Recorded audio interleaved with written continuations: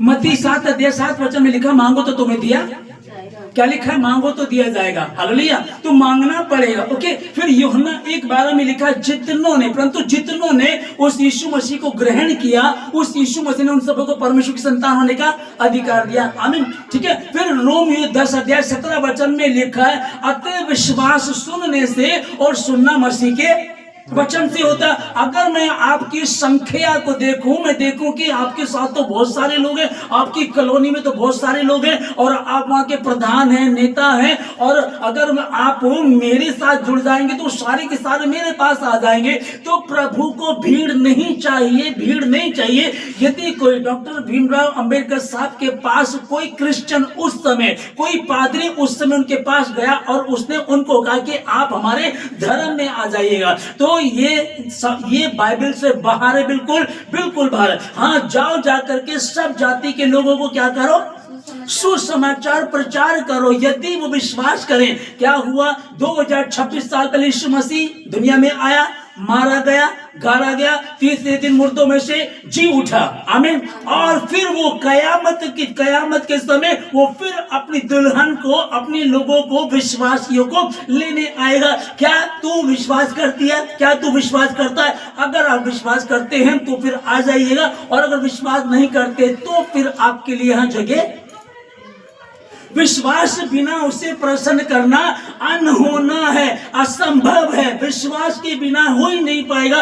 ये आज नए नियम की बात चल रही है। यीशु मसीह ने जब मर के जी उठा तो चेलों से कहा, जाओ सारी सृष्टि के लोगों को सुसमाचार प्रचार करो। धर्म नहीं बदलना है, बोलना मन परिवर्तन, मन को बदलो, तौबा करो, मन बदलो, सुसमाचार प्रचार करो। सुसमाचार क्या है? उद्धारकर्ता दुनिया में आ गया है। उद्धारकर्ता पे जो विश्वास करेगा वो नाश नहीं होगा परंतु अनंत जीवन पाएगा। ये शुभ समाचार है, ये जाकर के बता। लेकिन पुराने नियम में भी परमेश्वर अपनी ही प्रजा को, ध्यान से समझिएगा, अपनी ही प्रजा, वहां कोई दूसरी कौम नहीं थी, सिर्फ एक कौम थी, इजरायली कौम, जिसको परमेश्वर मिस्र देश की गुलामी से निकाल करके ला रहा था। और जिस वचन को हम लोग यहाँ पढ़ रहे हैं, व्यवस्था विवरण 30 अध्याय उसका 11 से लेकर के 19 तक आप लोग अध्ययन कर लीजिएगा। मैं थोड़ा सा आपको बता देता हूं। यह परमेश्वर ने कहा, देखो ये जो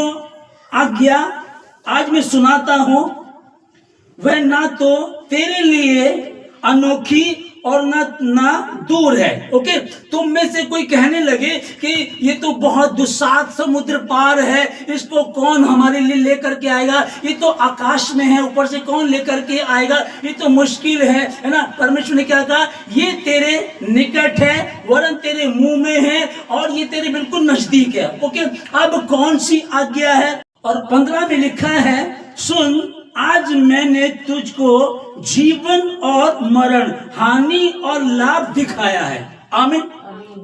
दो चीजें परमेश्वर क्या, किसको कह रहा है? ये अभी अन्य जाति से बात नहीं चल रही है, और उसकी अपनी कौम से, इजराइलियों से, जो 430 वर्ष से गुलामी के देश में रह रहे थे, उनसे बात चल रही है। उनके लिए यहाँ परमेश्वर बोल रहा है।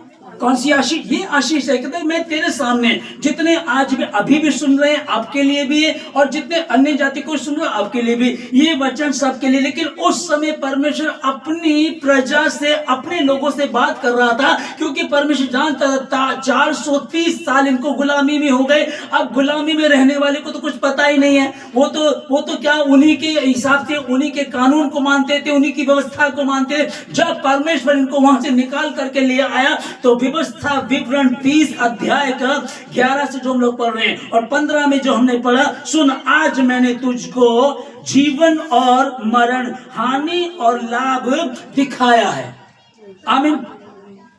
मैं आज आकाश और पृथ्वी दोनों को तुम्हारे सामने इस बात की साक्षी बनाता हूं कि मैंने जीवन और मरण, आशीष और शाप को तुम्हारे आगे रखा है, इसलिए तू जीवन ही को अपना ले कि तू और तेरा वंश दोनों जीवित रहे। 19 में ये है ना, विवशता विवरण 30 अध्याय 19 में, आज मैंने तेरे सामने क्या रखा? आशीष रखी है, जीवन मृत्यु दोनों रखे हैं, श्राप भी आशीष भी है, भला है कि तू जीवन ही को चुन ले। आमीन।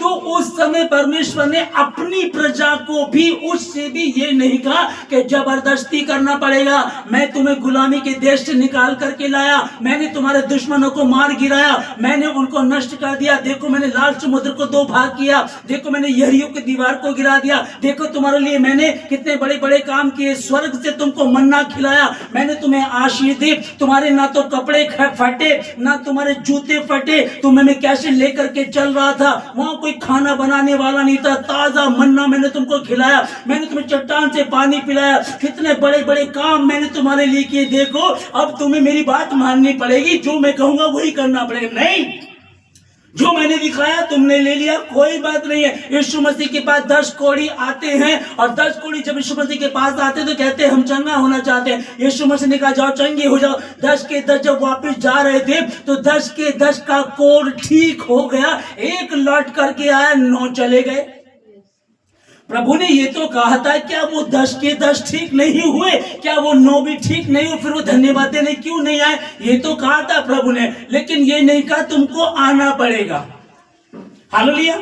ध्यान से समझ लीजिएगा, क्योंकि कुछ लोग क्या मसीहों के पीछे पड़े हुए हैं। अरे तुम्हारे धर्म के लोग, ईसाई लोग भी डॉक्टर बाबा भीमराव अम्बेडकर जी के पास गए थे, ठीक है ना। मैं उनका आदर करता हूँ, सैल्यूट करता हूँ, क्योंकि हैं हमारे भारत देश के हैं, हमारे लिए हैं, हमारे अपने हैं बिल्कुल, है ना। लेकिन उद्धारकर्ता यीशु मसीह है, उद्धारकर्ता सिर्फ यीशु मसीह ही है। इसलिए मैं क्या कह रहा हूं आप लोगों को कि बाबा साहब के लिए मैं गलत नहीं बोल रहा हूं, ओके, और ना ही उनके लिए जो उनके फॉलोअर है। मैं क्या कह रहा हूं, अगर कुछ ऐसे लोग हैं जो ये कह रहे कि तुम हमारे धर्म में आ जाओ, वो बेवकूफी कर रहे, ना समझी कर रहे, वचन ये कह रहा जा करके सुसमाचार प्रचार करो। यीशु मसीह कह रहा है कि मैं द्वार पे खड़ा होकर के खटखटाता हूं, जो द्वार खोलेगा तो भीतर आऊंगा, ये लिखा ना, ठीक है, ये बाइबल है। फिर मांगो तो तुम्हें दिया जाएगा, मांगो तो दिया जाएगा, ठीक है ना। फिर यूहन्ना 1:12 में लिखा है कि जितनों ने यीशु मसीह को ग्रहण किया उन सबों को परमेश्वर ने, उन सबों को यीशु मसीह ने परमेश्वर की संतान होने का अधिकार दिया। किन को दिया? जो विश्वास कर, जितनों ने उस यीशु मसीह को ग्रहण किया। सबसे पहले किस पर विश्वास करना? वही यूहन्ना 3:16 के परमेश्वर ने जगत से ऐसा प्रेम रखा कि अपना इकलौता बेटा यीशु मसीह मरने के लिए दे दिया, ताकि जो विश्वास करे वह नाश ना हो। किसको दिया? यीशु मसीह को दिया। अब उस पर तो विश्वास ही नहीं है। अगर कुछ लोग पैसे के लिए, लालच के लिए, खाने के लिए अगर कुछ लोग आए भी हैं, उस समय शुरू में कभी हुआ करता था, अगर आए भी हैं तो उनके पास जीवन नहीं होगा। लिख लीजिएगा, पुराने समय का रहा था कि अंग्रेज लोग थे, अमीर लोग हुआ करते थे, चलो कुछ दे दिया, गरीब लोग हैं, चलो तुम ये हमारा घर रख लो, चलो तुम ये जमीन ले लो। हुआ है, ठीक है ना, होता है, किया है उन्होंने। मतलब वो उन्होंने ये नहीं कहा कि तुम धर्म बदलो, फिर उन्होंने सोचा चलो हम भी उन्हीं की तरह हो जाते हैं, नाम बदल लिया। तो नाम बदलने से कुछ नहीं होने वाला। हालेलुया। नाम बदलने से कुछ होने वाला नहीं है। यह मेन चीज क्या लिखी है, अगर कोई इस व्यवस्था में से एक बिंदु बढ़ाएगा या एक बिंदु घटाएगा तो क्या होगा, इस व्यवस्था की जितनी भी विपत्तियां हैं वो सब उस पर आ पड़ेंगी। तो भाई मैं क्यों वो विपत्तियां लूं, और क्या फर्क, क्यों मैं किसी को जबरदस्ती करूं? जब प्रभु ने कहा सुसमाचार बताओ जाकर के, परमेश्वर ने जगत के मूर्खों को चुन लिया। परमेश्वर ने तेरी मां के गर्भ में पढ़ने से पहले तुझे चुन लिया। जो प्रभु ने चुन लिया, प्रभु ने जगत के दरिद्रों को, गरीबों को, असहायों को, कमजोरों को, तुच्छों को, और जो जैसे कि जो जिनका कोई अस्तित्व नहीं था उनको भी चुन लिया। तो जब उसने चुन लिया तो मेरा काम क्या है? एक प्रचारक का क्या काम है? सुसमाचार, सत्य को बताना, सुसमाचार प्रचार करना। ये जाकर के बताओ तो अच्छा